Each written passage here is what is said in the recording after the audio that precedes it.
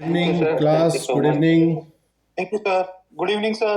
Good कैसे evening sir. कैसे हैं आप Goodbye. जी? कैसे हैं आप सब? जी एकदम बढ़िया है। अच्छे हैं। चलिए, बढ़िया ही रहना चाहिए। आप बढ़िया हैं तो हम भी बढ़िया हैं। Yes sir. जी। अब ये बताइए मुझे, क्लास में जितने लोग हैं उनमें से हमारा चैनल जो NVR लॉ क्लासेस का यूट्यूब चैनल है, वो किस किस ने सब्सक्राइब किया हुआ है और किसने नहीं किया हुआ है? सर जी मैंने तो कर ली। हाँ, सर हमने भी किया हुआ क्लास है। के जो सभी साथी उपलब्ध हैं, उपस्थित हैं, वो सभी से मैं रिक्वेस्ट करूंगा कि चैनल को सब्सक्राइब कर लीजिए। वहाँ पर आपको हमारी सारी क्लास की वीडियो मिल जाती हैं, बाई चांस आप रिपीट करके सुनना चाहें, देखना चाहें, है ना। और कभी आप क्लास ना ज्वाइन कर पाएँ किन्हीं कारणवश, तो आपको क्लास हमारी जो कि तो यूट्यूब पे मिल जाएगी, है ना। तो आप ही का फ़ायदा है इसमें। तो देखिए, लास्ट क्लास में हम लोगों ने आपराधिक मानववध और हत्या का डिफरेंस स्टडी किया था, और मैं समझता हूँ कि आप लोगों ने उसको अच्छे से समझा होगा। तो अब बढ़ते हैं हम आगे की ओर। इसमें 301 भी मैं आपका करा चुका हूँ, जिसमें मैंने ट्रांसफ़र ऑफ मेलिस आप लोगों को समझाया था, ठीक है। 302 जो बात करता है, वो धारा 300 में जो हत्या समझाई गई है, उस हत्या के दंड का प्रावधान 302 करता है। और 302 हत्या के दंड के लिए क्या कहता है? ये कह रहा है, punishment for murder, whoever commits murder shall be punished with death or imprisonment for life and shall also be liable to fine। ठीक है। 302 है हत्या के लिए दंड। जो कोई हत्या करेगा वह मृत्यु या आजीवन कारावास से दंडित किया जाएगा और जुर्माने से भी दंडनीय होगा। यानी कि आप ऐसे समझिए कि हत्या के लिए जो अधिकतम दंड है वो फांसी की सज़ा है, और जो न्यूनतम दंड है वो आजीवन कारावास की सज़ा है। Is that clear? एक केस भी मैंने आप लोगों को बताया था 302 में। क्या बताया था भाई? 302 में एक केस डिस्कस किया था मैंने, कौन बताएगा? Bachchan Singh versus state of Punjab AIR 1980 supreme court. Very good, 898। बहुत अच्छे बुशरा, शानदार, लाजवाब। तो क्या बताया था इसमें बेटा बच्चन सिंह में? क्या क्या सुप्रीम कोर्ट का क्या डिसीजन आया था? सर 4-1 के अनुपात से ये बोला गया था इसमें कि जो डेथ पेनल्टी है वो आर्टिकल 19 और आर्टिकल 21 जो है कॉन्स्टिट्यूशन का, उसका उल्लंघन नहीं है और जी। ये अनकॉन्स्टिट्यूशनल नहीं है। लेकिन इसको लेकिन ये बहुत ही जो जो बहुत रेयर गंभीर तरीके के केसेस होते हैं उन्हीं में दी जा सकती है, उन्हीं में दिया जाना चाहिए। विरल से विरलतम मामले, rare of the rarest case, ठीक है। तो ऐसे केसेस में ही फांसी, जैसे कि अभी लास्ट फांसी हमारे यहाँ कब हुई थी, किस केस में हुई थी? आई थिंक निर्भया केस में जो फांसी हुई, आई थिंक जहाँ तक मुझे याद है वो लास्ट है, उसके बाद तो शायद नहीं हुई है अभी, है ना। नो सर, उसके बाद नहीं है, वो ही लास्ट हुई थी। हाँ, तो देखिए वो rare of the rarest case में आप मानेंगे ना उस केस को, तो कितना ब्रूटल उन लोगों ने उस लड़की के साथ किया था। तो इस प्रकार के जो केस होंगे, इनको मतलब कि अपवादित अवस्था में रखा है फांसी को, कि बिल्कुल एक्सेप्शनल जो केस हैं उनमें ही फांसी की सज़ा दी जाएगी, अदरवाइज आजीवन कारावास। ठीक है, is that clear? Yes sir. अब 303 एक सेक्शन है, 303 कह रहा है आजीवन सिद्ध दोष द्वारा हत्या के लिए दंड। ये कह रहा है कि जो कोई आजीवन कारावास के दंडादेश के अधीन रहते हुए हत्या करेगा वह मृत्यु दंड से दंडित किया जाएगा। तो अभी मैम ने भी आपको एक केस बताया था 303 पे, कौन बताएगा? मैम की क्लास में कौन था भाई? जी हाँ बताइए। सिंह का केस है। हाँ जी sir Mitthu versus state of Punjab 1983 का केस। हाँ, इसमें सुप्रीम कोर्ट ने क्या कह दिया? सर उसमें जो ये बोला था कि जिसने पहले से ही लाइफ इम्प्रिजनमेंट में है, अगर वो फिर भी मर्डर कर देता है तो उसको फांसी दी जाएगी, डेथ पेनल्टी दी जाएगी। तो इसको चैलेंज किया गया। सुप्रीम कोर्ट ने बोला था कि ये मनमाना है ये किसी भी रेशनल प्रिंसिपल पे बेस्ड नहीं है, अनकॉन्स्टिट्यूशनल है। बहुत बढ़िया। ये सवाल ना अक्सर आ जाता है, ये मिठू बनाम पंजाब राज्य का सवाल ना, ये प्रीलिम्स में बहुत बार पूछा जाता है, तो इसको ध्यान में रखना आप। तो इसमें 303 जो हमारी सेक्शन है, इसको जो है अनकॉन्स्टिट्यूशनल डिक्लेयर किया हुआ है, और 303 जो है वो ऑपरेटिव सिचुएशन में फिलहाल नहीं है। ठीक है, is that clear? Yes sir. अब आते हैं सेक्शन 304। देखिए 304 में जो प्रावधान है दंड का, वो किसके लिए है भाई?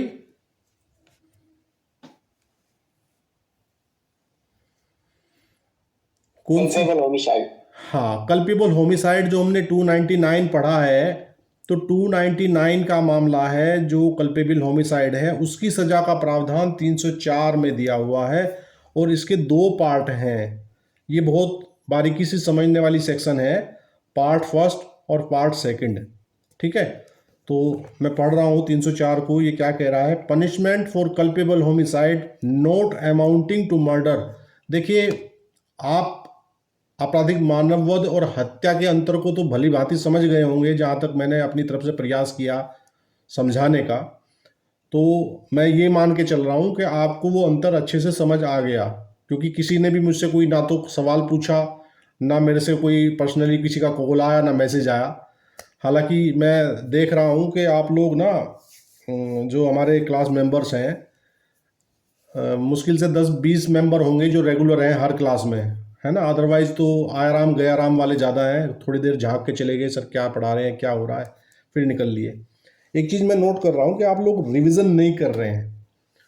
मैं जीएस की क्लास में देख रहा था कि मैम आपसे 2 दिन पहले या 1 दिन पहले बताई हुई बात के बारे में ही सवाल करती हैं, तो आप लोग गोल, बिल्कुल डब्बा गोल मिलता है, कोई रिस्पॉन्स नहीं आता। तो भाई यहाँ पढ़ाई करने का आपका जो ध्येय पूरा तभी होगा जब आप उसको सेल्फ स्टडी भी करें, रिवाइज करें, है ना, उसको मनन करें, चिंतन करें। इस चीज़ से कोई लाभ होने वाला नहीं है कि बस आपने क्लास ली और क्लास लेने के बाद फिर रजाई देखी और मुंह ढक के तान दी रजाई, तो वो ज़्यादा फ्रूटफुल नहीं होने जा रहा आप लोगों के लिए। तो बाकी तो आप लोग सब समझदार हैं, छोटे बच्चे तो आप हैं नहीं कि आपको जो है डांट फटकार के समझाया जाए। तो आप लोग खुद समझदार हैं और अपना भला बुरा सब लोग समझते हैं। तो मेरा आप सभी से यही निवेदन है कि आप सेल्फ स्टडी पर भी फोकस करें, जो आपको बताया जाए, पढ़ाया जाए, उसको एलेबोरेट करें, समझें, है ना। ये नहीं कि बस हमने यहाँ क्लास ले ली और आपने क्लास में आप बैठ गए, तो ये बहुत ज़्यादा इससे लाभ होने वाला तब तक नहीं है जब तक कि आप सेल्फ स्टडी ना करें साथ में।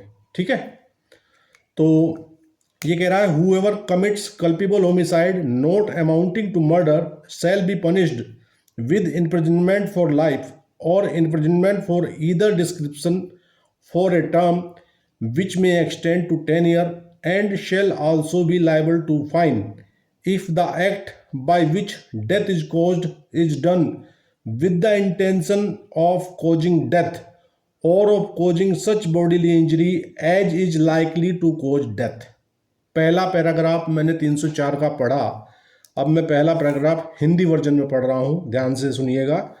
ये कह रहा है जो कोई ऐसा आपराधिक मानव वध करेगा जो हत्या की कोटि में नहीं आता है, यदि वह कार्य जिसके द्वारा मृत्यु कारित की गई है, मृत्यु या ऐसी शारीरिक क्षति जिससे मृत्यु होना संभाव्य है, कारित करने के आशय से किया जाए, तो वह आजीवन कारावास से या दोनों में से किसी भांति के कारावास से, जिसकी अवधि 10 वर्ष तक की हो सकेगी, दंडित किया जाएगा और जुर्माने से भी दंडनीय होगा।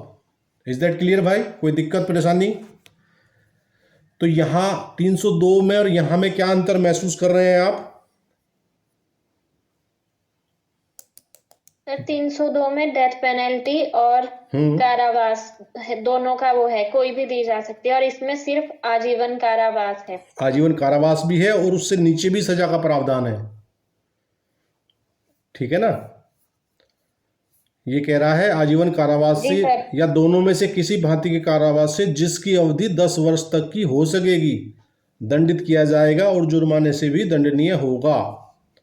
अब इसका सेकंड जो पार्ट है इसको देख लेते हैं। ये कह रहा है और with imprisonment of either description for a term which may extend to 10 years or with fine or with both if the act is done with the knowledge that it is likely to cause death but without any intention to cause death or to cause such bodily injury as is likely to cause death. और इसका second part कह रहा है अथवा यदि वह कार्य इस ज्ञान के साथ कि उससे मृत्यु कारित होना संभाव्य है किंतु मृत्यु या ऐसी शारीरिक क्षति जिससे मृत्यु कारित होना संभाव्य है कारित करने के किसी आशय के बिना किया जाए तो वह दोनों में से किसी भांति के कारावास से जिसकी अवधि 10 वर्ष तक की हो सकेगी या जुर्माने से या दोनों से दंडित किया जाएगा।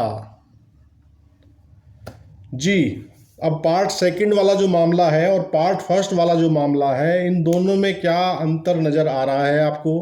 अब यहाँ अंतर देखिए। सर उसमें आजीवन कारावास और ये जो 10 वर्ष का कारावास है दोनों है, इसमें सिर्फ ये 10 वर्ष का कारावास है, आजीवन कारावास नहीं है। हाँ, 10 वर्ष का भी नहीं है, अप टू 10 ईयर है, 10 वर्ष तक का हो सकता है। उसमें कोर्ट चाहे 5 वर्ष का दे दे, 6 वर्ष का दे दे, 4 वर्ष का दे दे, वो कोर्ट के डिस्कशन पे डिपेंड है क्योंकि वो अप टू है। ठीक है ना? तो कुल मिला के सबसे जो हैवी सजा है वो कहाँ है? वो हत्या में है। ठीक, अब 304 में जो पार्ट आ रहा है फर्स्ट वाला पार्ट, ये फर्स्ट वाला पार्ट कब अप्लाई होगा?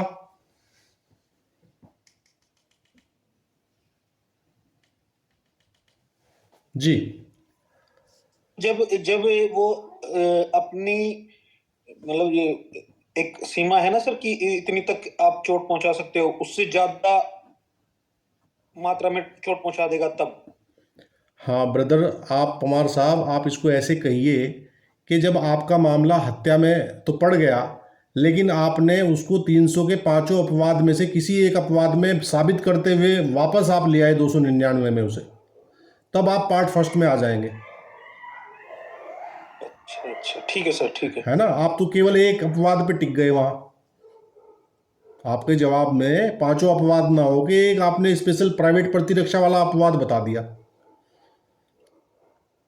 तो वहां वो अपवाद 5 काउंट होंगे।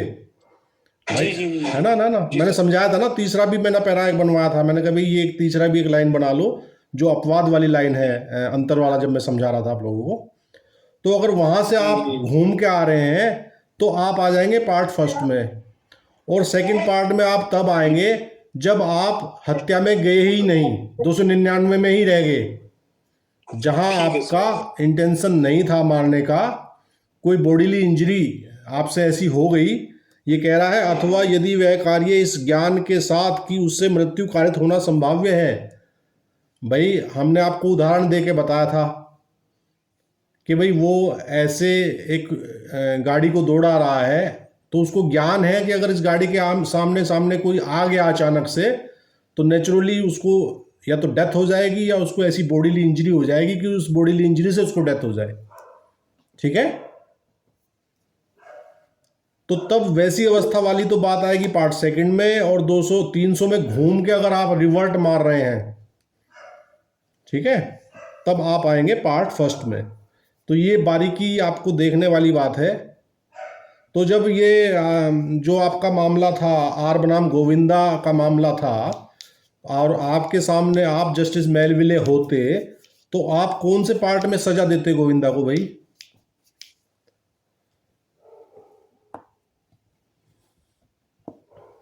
जी, गुंजन बत्रा।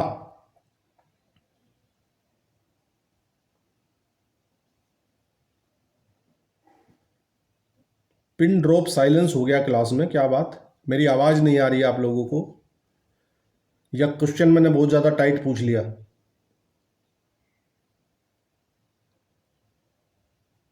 सर इसको 304 का जो सेकंड पार्ट है उसमें 10 साल तक की सजा हो सकेगी। यस यस यस यस, बिल्कुल, और यही सजा हुई थी उसको, क्योंकि वो उसका मामला जस्टिस मेलविले ने 299 में ही रोक दिया था। वो 300 में जाके और फिर अपवादों के तहत 299 में नहीं आया था। ठीक है। जी sir. Shabnam, are you getting my point? Yes sir. समझ आ रहा है ना अच्छे से? Yes sir. चलिए, तो 304 आप लोगों को क्लियर हो गया भाई, आगे बढ़े। सेक्शन 304A बात कर रहा है causing death by negligence. Whoever causes the death of any person by doing any rash or negligent act not amounting to culpable homicide shall be punished with imprisonment of either description for a term which may extend to 2 years or with fine or with both। ये कह रहा है 304 के उपेक्षा द्वारा मृत्यु कारित करना। जो कोई उतावलेपन के या उपेक्षापूर्ण किसी ऐसे कार्य से किसी व्यक्ति की मृत्यु कारित करेगा जो आपराधिक मानववध की कोटि में नहीं आता, वह दोनों में से किसी भांति के कारावास से जिसकी अवधि 2 वर्ष तक की हो सकेगी या जुर्माने से या दोनों से दंडित किया जाएगा। तो देखिए, अब यहाँ आपको 3 प्रकार के जो है वो मिल रहे हैं वध। एक तो हत्या की कोटि में आने वाला आपराधिक मानव वध मिल रहा है, वो तो कौन सी धारा में है? सेक्शन 300। सेक्शन 300 में है। एक हत्या की कोटि में न आने वाला आपराधिक मानव वध है, वो कहाँ आ रहा है? सेक्शन 299। और एक ऐसा वध आ रहा है 304A में जो आपराधिक मानव वध की कोटि में भी नहीं आ रहा, तो वो आ रहा है उपेक्षा द्वारा मृत्यु कारित करना। ठीक है जी, कोई बात नहीं गुंजन, होता है ऐसा भी कभी कभी जी। तो अब आप समझ गए कि अगर आपको ग्रेडिंग करनी हो इनकी, तो ग्रेडिंग करने में कितने प्रकार के ग्रेड आपको मिल गए, वध के कितने प्रकार के ग्रेड आपको मिल गए यहाँ। एक तो जो टॉप ग्रेड है बिल्कुल हाई स्टैंडर्ड वाला, वो तो जाएगा कहाँ? 300 में, यानी कि हत्या में, है ना। उससे जो सेकंड वाला आएगा वो आएगा 304 के फर्स्ट पार्ट में। ठीक है भाई। उससे से डाउन ग्रेड वाला आएगा, वो आएगा 304 के सेकंड पार्ट में।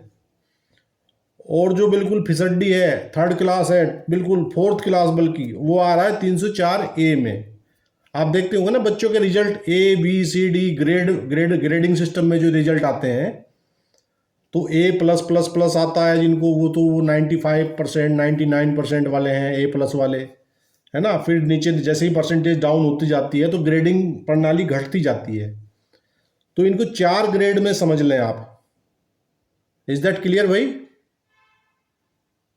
Yes sir. सबसे टॉप ग्रेड तो हत्या, उससे फिर B ग्रेड वाला जो मामला आ जाएगा, ABC कर लें आप, A+ और B+ के चक्कर में ना पड़े, A grade, B grade, C grade और D ग्रेड कर लें, जिससे कि आपका दिमाग में मामला सेट बैठ जाए। तो A ग्रेड वाली तो हत्या हो गई, B ग्रेड वाली कौन सी हो गई? 304 का पार्ट फर्स्ट हो गया। C ग्रेड कौन सा हो गया? 304 का पार्ट सेकंड हो गया।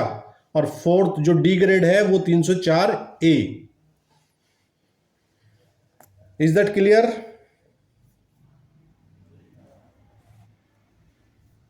जी।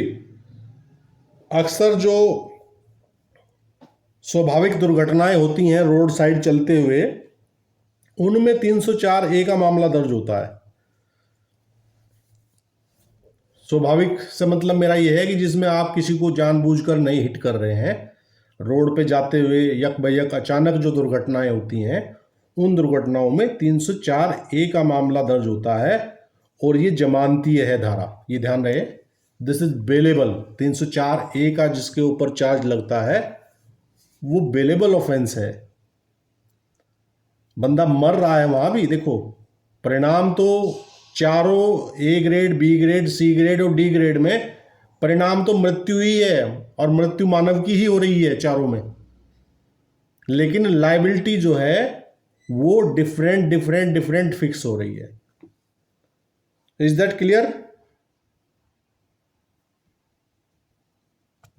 Yes sir.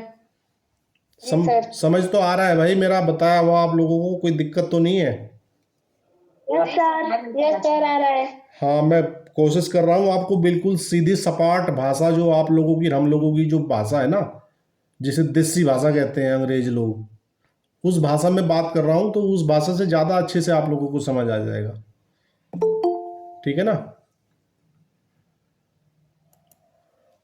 जी? अब आते हैं 304 बी। 304 बी, डाउरी डेथ, दहेज मृत्यु।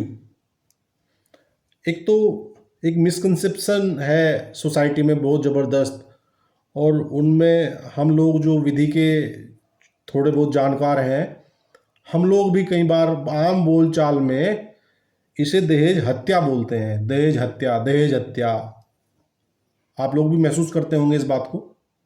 तो ये दहेज हत्या नहीं है, दहेज मृत्यु है। हत्या तो वो टॉप ग्रेड वाला जो मामला है वो है हत्या, ये दहेज मृत्यु है। इसको आप ध्यान में जब भी बोलें, तो आप कानून के जानकार हैं, तो एक लेमैन बात करे, दहेज हत्या कहे अपने मुंह से, वो तो ठीक लगता है। लेकिन हम लोग जो कानून के स्टूडेंट्स हैं, हम लोग भी अगर इसे दहेज हत्या बोलें तो ये थोड़ा सा मुझे अजीब सा लगता है कई बार। हालांकि आम बोलचाल बोलते बोलते कई बार हमारे मुंह से भी निकल जाता है, लेकिन आप दिमाग से सोचें तो ये दहेज हत्या नहीं है, दहेज मृत्यु है। इज दैट क्लियर जी? सर। देखिए, ये जो 304 बी इंसर्टेड किया गया आईपीसी में, ये इंसर्टेड किया गया है by dowry prohibition amendment act 1986, 43 of 1986। ये सवाल भी आप लोगों से प्रीलिम्स में पूछा जा सकता है, तो इसको भी आप ध्यान में रखें। 1986 से पहले ये धारा आईपीसी में नहीं हुआ करती थी, इसको इंट्रोड्यूस किया गया था। क्यों किया गया था? क्योंकि दहेज के कारण बहुत सारी जो बहुएं हैं, उनको दहेज के लालची लोभी लोगों ने ख़त्म करना, मारना, जलाना, फांसी पे लटकाना, इस तरह के कृत्य करके, और क्या कर दिया जाता था कि भाई उसको जहर दे दिया या उसको जला दिया। रसोई में वो काम कर रही है, पीछे से अपना तिल्ली दिखा दी या मिट्टी का तेल छिड़क के आग लगा दी। तो होता ये था कि चूंकि वो चार दीवारी के अंदर होने वाले अपराध थे, तो उन अपराधों के लिए एविडेंस मुहैया कराना जो है वो बड़ी टेढ़ी खीर हो जाती थी। प्रोसिक्यूशन जो है वो एविडेंस ही नहीं ला पाता था। अब कानून जो है वो चलता है एविडेंस के बिना पे। भाई जिस टाइम घटना कारित हो रही है, वहाँ न्यायालय थोड़ा ही बैठा हुआ है कि न्यायालय देख रहा है वहाँ ये हो रहा है। न्यायालय के सामने तो एविडेंस कलेक्ट करता है कौन? एविडेंस कलेक्शन का काम कौन करता है भाई?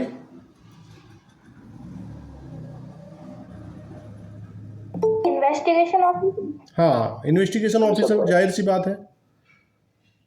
तो जो इन्वेस्टिगेटर है वो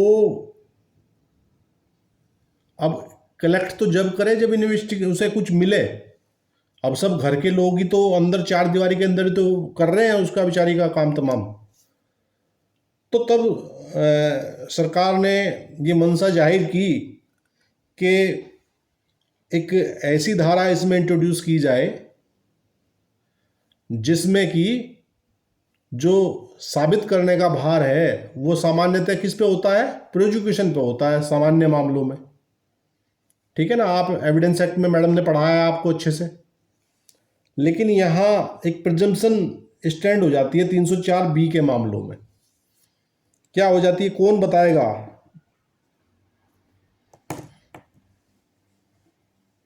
जी Bushra.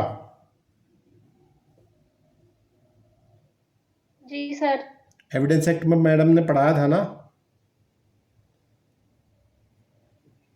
Burden of proof. Burden of proof section 105। बेटा वो तो 105 तो तब है जब हम कोई एक्सेप्शन मांग रहे हो कोर्ट से।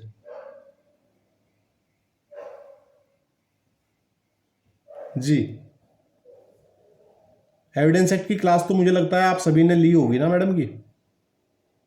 Yes sir. 113B है सर वो। जी, सदप जी बता रही हैं 113B में क्या है, उपधारणा है ना। आपकी आवाज ही नहीं आ रही। जी सर, इसमें दहेज नृत्य के बारे में इसकी धारणा है 113B में। क्या क्या कहता है 113B, एक बार बता दो जरा। सर इसमें यही कहता है कि जब किसी जो महिला है उसकी दहेज के कारण से कोई मृत्यु हो जाती है या उससे पहले कुछ उसको, जैसे कि अगर वो ससुराल में है कुछ मांग वांग की जाती है या उसके साथ कोई क्रूरटी की जाती है, उसको तंग किया जाता है, जी जी, तो सर उसको न्यायालय मानेगा कि हाँ ये डॉरी डेथ है, अगर इसको मतलब कुछ हाँ जाए कि एक्चुअली जो न्यायालय है, जी सर। न्यायालय प्रिजम्पशन कर लेगा कि दिस इज डॉवरी डेथ और बर्डन ऑफ प्रूफ शिफ्ट हो जाएगा एक्यूज के ऊपर। Accused will have to prove that this is not a dowry death. Is that clear? Yes sir. न्यायालय ये उदाहरणा करके बैठ जाएगा, जो अभियुक्त आएंगे, सास आएगी, ससुर आएगा और पति आएगा, जो भी उसके नातेदार जो एक्यूज हैं उसमें, तो उन पर चार्ज लगा के न्यायालय शांति के साथ बैठ जाएगा। प्रोसिक्यूशन को कहेगा तू चुप हो जा, मैंने तेरा चार्ज इन पे थोप दिया है, जो तू चार्ज लाया था वो मैंने इनको लगा दिया है, अब इनको ही बोला जाएगा। सामान्य मामलों में बोला जाएगा प्रोसिक्यूशन को कि यू प्रूव द केस, है ना, जो आपका केस है आप प्रूव करें और बियॉन्ड द डाउट जो है, बियॉन्ड द रीजनेबल डाउट साबित करें। लेकिन इस मामले में क्या हो जाएगा, एक्यूज के ऊपर आ जाएगा burden. Accused will have to prove, उसे ही साबित करना पड़ेगा कि ये जो मृत्यु है ये डॉवरी डेथ नहीं है, ये एक्सीडेंटल हुई है, जैसे भी हुई है वो साबित करे, उसका काम है वो साबित करना। ठीक है, समझ आ गया 304B? मतलब 304B का जो मैं एक फंडा बताना चाह रहा हूँ, इसको समझाना तो भी बाकी है। और एक दूसरी बात और एक मिथक है, मिथक ये है कि 7 साल तक ही दहेज का मुकदमा होता है, 7 साल के बाद नहीं होता है। ये भी एक मिथक है समाज में, तो वो मिथक भी आप तोड़ लीजिए। 7 साल के अंदर 304B अप्लाई होता है। यदि विवाह के 7 वर्ष के अंदर जो वो बहू है उसकी कोई अप्राकृतिक मौत जलने से, दाह से, जहर से हो जाए, तो अगर with in 7 year of marriage हो रही है तो 304B स्टैंड हो जाती है। 7 साल के बाद ये 304B स्टैंड नहीं होती है। ये है मुद्दा वो। चलिए पढ़ते हैं, कह रहा है क्या कहता है 304B को देखते हैं।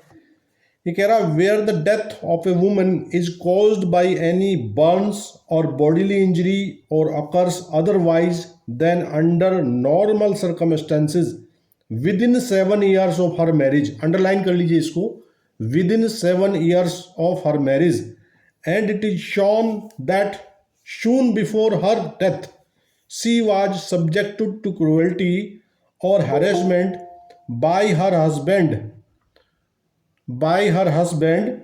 or any relative of her husband for or in connection with any demand for dowry, such death shall be called dowry death. Dowry death को underline कर लीजिए। And such husband or relative shall be deemed to have caused her death. ठीक है, Hindi version भी देखते हैं क्या कहता है हिंदी वर्जन। ये कह रहा है जहाँ किसी स्त्री की मृत्यु किसी दाह या शारीरिक क्षति द्वारा कारित की जाती है या उसके विवाह के 7 वर्ष के भीतर सामान्य परिस्थितियों से अन्यथा हो जाती है और यह दर्शित किया जाता है कि उसकी मृत्यु के कुछ पूर्व उसके पति ने या उसके पति के किसी रिश्तेदार ने दहेज की किसी मांग के लिए या उसके संबंध में उसके साथ क्रूरता की थी या उसे तंग किया था, वहाँ ऐसी मृत्यु को दहेज मृत्यु कहा जाएगा और ऐसा पति या नातेदार उसकी मृत्यु कारित करने वाला समझा जाएगा। ठीक है भाई, समझ आ गया आपको 304 बी की परिभाषा? अब इसका एक्सप्लेनेशन कह रहा है, जी सर। एक्सप्लेनेशन कह रहा है, for the purposes of this subsection dowry death shall have the same meaning as in section 2 of the dowry prohibition act 1961 28 of 1967। इस उपधारा के प्रयोजनों के लिए दहेज का वही अर्थ होगा जो दहेज प्रतिषेध अधिनियम 1961 1961 का 28वां की धारा 2 में है। तो धारा 2 जो है दहेज प्रतिषेध अधिनियम की, उसमें दहेज की परिभाषा समझाई गई है। वो 1961 में बन गया था दहेज का एक्ट, तो उसमें यहाँ बताया गया है कि जो परिभाषा वहाँ उस एक्ट में है धारा 2 में, वही सेम परिभाषा यहाँ अप्लाई होगी दहेज के लिए। ठीक है। और इसका सब सेक्शन 2 कह रहा है कि whoever commits dowry death shall be punished with imprisonment for a term which shall not be less than 7 years but which may extend to imprisonment for life। ये कह रहा है जो कोई दहेज मृत्यु कारित करेगा वह कारावास से, जिसकी अवधि 7 वर्ष से कम की नहीं होगी, किंतु जो आजीवन कारावास तक की हो सकेगी, दंडित किया जाएगा। Is that clear? हाँ जी। Yes sir, yes sir. चलिए,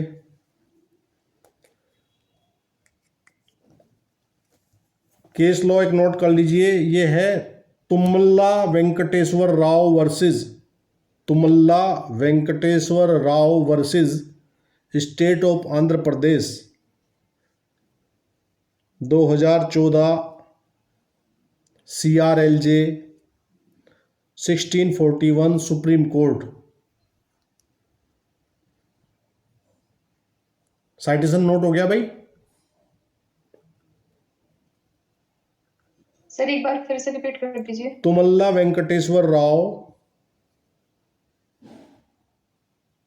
या टीवी राव भी अगर लिख लेंगे शॉर्ट फॉर्म में, तो टीवी राव से भी आपका काम हो जाएगा। TV Rao versus state of Andhra Pradesh 2014 CRLJ 1641। Supreme court में ऑनरेबल एपेक्स कोर्ट ने ये कहा है कि धारा 304 ख में जो शब्द हैं मृत्यु के कुछ पूर्व का अर्थ जो है मृत्यु के तत्काल पूर्व नहीं है। क्या समझे?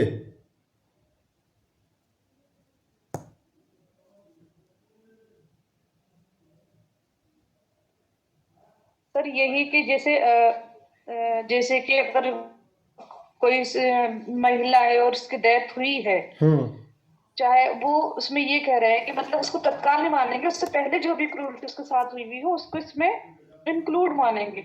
हाँ, मतलब ये नहीं कि मृत्यु, हाँ मतलब ये नहीं साबित करना प्रोसिक्यूशन को कि भाई ये जो इसकी डेथ हुई है मान लीजिए 5 बजे शाम को, तो इसे 3 बजे या 4 बजे ही क्रूरता करी गई हो इसके साथ, उसके साथ पिछले महीनों से 6 महीनों से, अगर वो तब से साल भर से क्रूअल्टी में चली आ रही है वो, तो तब भी उसको वही प्रभाव मिलेगा। तो उसका मतलब ये नहीं है कि मृत्यु से तत्काल पूर्व नहीं है उस शब्दावली का अर्थ। मृत्यु के कुछ पूर्व का मतलब ये है कि एक रीजनेबल समय पीछे तक जाएंगे हम। वो जो दहेज वाले हैं वो ये नहीं कह सकते जी हमने पिछले 1 हफ्ते से कुछ कहा ही नहीं, 1 हफ्ते पहले से तो कह रहे थे इसे, 1 हफ्ते पहले की सूचना तो इसने दे रखी है अपने माँ बाप को, चिट्ठी लिखी हुई है या फ़ोन किया हुआ है ना। तो बोले जी देखो इतने दिन के बाद तो अब 1 हफ्ते से तो हम बिल्कुल ठीक रह रहे थे। तो ऐसी बातों का कोई अर्थ नहीं होगा। समझ आ गया भाई? Yes sir, yes sir, yes sir, yes sir. चलिए, बहुत अच्छी बात है। 305 शिशु या उन्मत्त व्यक्ति की आत्महत्या का दुष्प्रेरण है, इसे आप खुद पढ़ लीजिएगा। 306 आत्महत्या का दुष्प्रेरण है।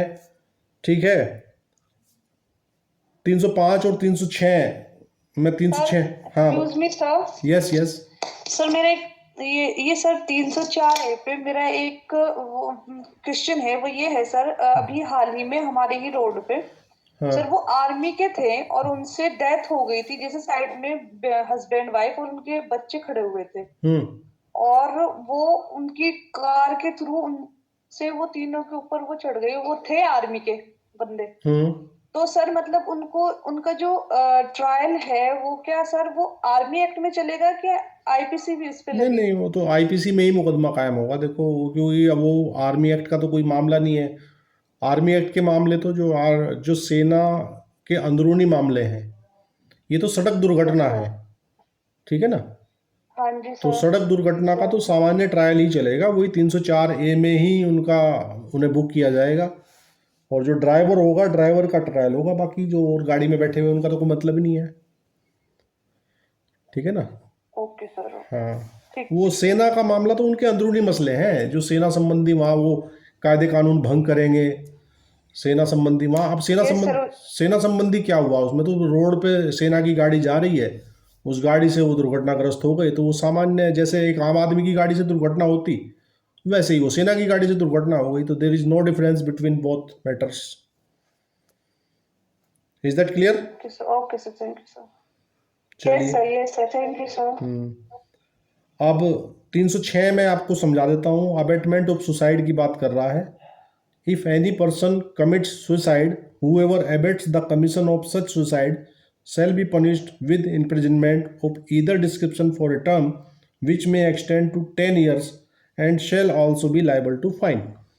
यदि कोई व्यक्ति आत्महत्या करे तो जो कोई ऐसी आत्महत्या का दुष्प्रेरण करेगा वह दोनों में से किसी भांति के कारावास से, जिसकी अवधि 10 वर्ष तक की हो सकेगी, दंडित किया जाएगा और जुर्माने से भी दंडनीय होगा। Is that clear? जी। Yes sir. तो आत्महत्या का दुष्प्रेरण 306 में है। 307 और 308 दोनों बहुत महत्वपूर्ण सेक्शन है। 307 कहता है अटेम्प्ट टू मर्डर और 308 कहता है क्या? Attempt to culpable homicide. Culpable homicide. हाँ, तो ये जो 307 और 308 है, ये वो 299 और 300 को नज़र में रखते हुए समझना है आपको, ठीक है। 307 बता रहा हूँ मैं, ये अटेम्प्ट टू मर्डर है। whoever does any act with such intention or knowledge and under such circumstances that if he by that act caused death he would be guilty of murder shall be punished with imprisonment of either description for a term which may extend to 10 years and shall also be liable to fine, and if hurt is caused to any person by such act the offender shall be liable either to imprisonment for life or to such punishment as is hereinbefore mentioned। ठीक है भाई, ये कह रहा है जो कोई किसी कार्य को ऐसे आशय या ज्ञान से और ऐसी परिस्थितियों में करेगा कि यदि वह उस कार्य द्वारा मृत्यु कारित कर देता तो वह हत्या का दोषी होता। समझ आया कुछ? वह हत्या का दोषी होता मतलब उसके वही इंटेंशन है, वही नॉलेज है जो मर्डर के लिए। भाई मर्डर में ये भी तो था कि या तो तत्काल मौके पे ही मौत हो जाए या ऐसी क्षति कारित हो जाए कि बाद में उसकी हॉस्पिटल में मौत हो जाए। तो एक अवस्था ऐसी भी तो है कि वो हॉस्पिटल में जाके बच जाए। तो यदि वो बच गया तो फिर 302 तो लगेगी नहीं, वो मामला 307 में आ जाएगा। जी, समझ आ रहा है कुछ कहानी? सर मर्डर में मरना जरूरी है। हाँ, मर्डर तो तभी लगेगी जो मर जाएगा, लेकिन वो सारी परिस्थितियां देखी जाएंगी कि आपका मामला 299 में जा रहा था कि 300 में जा रहा था, ठीक है ना। तो वो सारी ये कह रहा है कि वह हत्या का दोषी होता तो वह दोनों में से किसी भांति के कारावास से, जिसकी अवधि 10 वर्ष तक की हो सकेगी, दंडित किया जाएगा और जुर्माने से भी दंडनीय होगा। और यदि ऐसे कार्य द्वारा किसी व्यक्ति को उपपत्ति कारित हो जाए तो वह अपराधी या तो आजीवन कारावास से या ऐसे दंड से दंडनीय होगा जैसा एतस्मिन पूर्व वर्णित है। एक अवस्था ऐसी भी तो होती है ना कि आप हत्या करने का प्रयास तो करें लेकिन अगले को चोट कुछ ना आए, ऐसा कब होता है?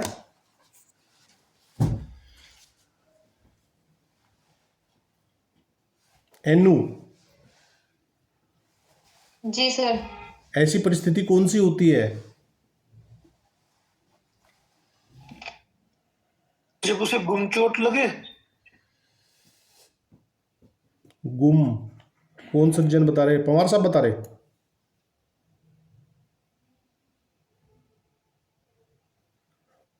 जब हम किसी को गोली मारे इंटेंशन के साथ बट वो बच जाए किसी। Yes yes yes, Rahul Gupta ji ने बताया है कि आपने किसी को इंटेंशन के साथ एम किया और आपका निशाना नहीं है इतना मजबूत कि आप उसकी खोपड़ी उड़ा पाए, गोली उसको कान के बराबर से सन्न करती हुई निकल गई।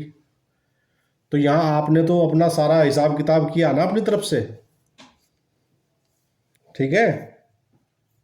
तो वैसी अवस्था में भी आपको 10 वर्ष तक की सजा का प्रावधान है और यदि उसको उपैती हो जाए तो फिर ये आजीवन कारावास तक चला जाता है। क्लियर हो गया मामला भाई? Yes sir. किसी को Yes, sir, yes, कोई sir. समस्या कुछ समझ ना आ रहा हो? शबनम, अगर बच जाए तो भी 10 वर्ष तक की सजा। अरे बच जाए तभी तो 10 वर्ष तक की सजा है, मर जाएगा तो फिर हत्या में नहीं जाओगे। जी यहाँ अटेम्प्ट ही तो समझा रहे हैं हम। वो मरने वाली कहानी तो हम 300 में, 302 में, 299 में, 304 में कर आए पूरी। जी जी सर, आ गया समझ। यहाँ तो बंदा बच गया।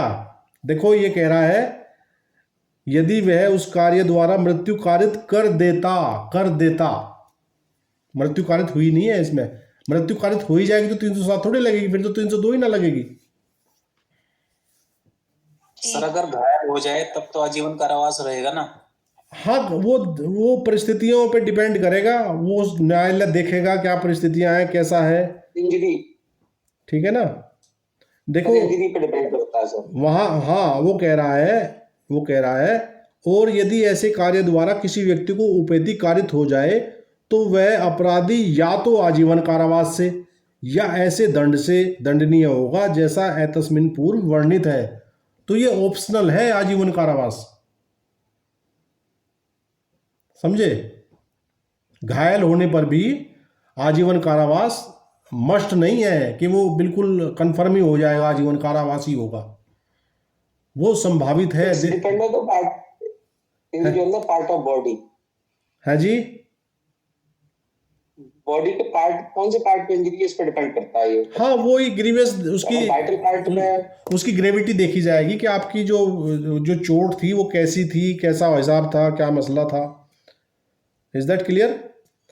अब इसका 307 का जो सेकंड पैराग्राफ है ये बात कर रहा है आजीवन सिद्ध दोष द्वारा प्रयत्न।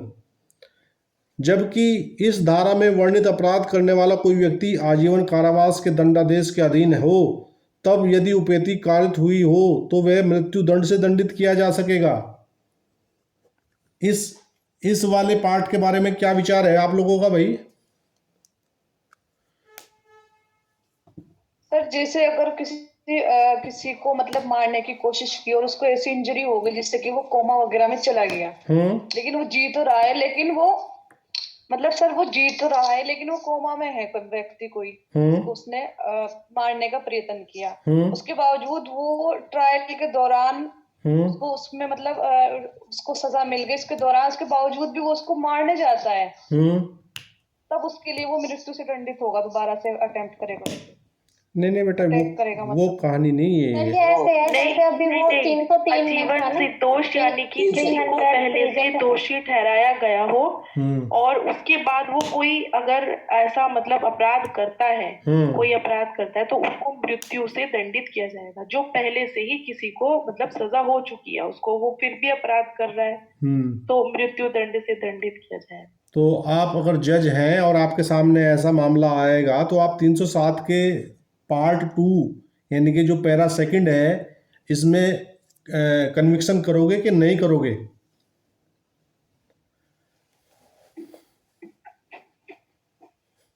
जी सर ये 301 की तरह है कुछ क्या? नहीं, 301 तो ट्रांसफर ऑफ मेलिस की बात करता है। सर ये 303 जब सर अनकॉन्स्टिट्यूशनल डिक्लेयर हो चुका है तो सर नॉर्मल सी बात है सर, इसमें भी नहीं होना चाहिए। सिर्फ अटेम्प्ट ही है। 303 में तो पूरी मर्डर कर देता है वो, लाइफ इम्प्रिजनमेंट में रहते हुए। यस यस फिर भी उसमें उसको भी सर हटा दिया रिलैक्सेशन है। मिला हुआ है तो हाँ, शबनम राव, आपकी क्या मंशा है इस बारे में?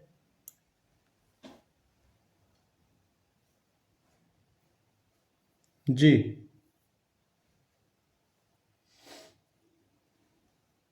मतलब बुशरा, आप 307 के सेकंड पार्ट में कन्विक्शन करेंगी अगर आपके सामने ऐसा केस आएगा तो?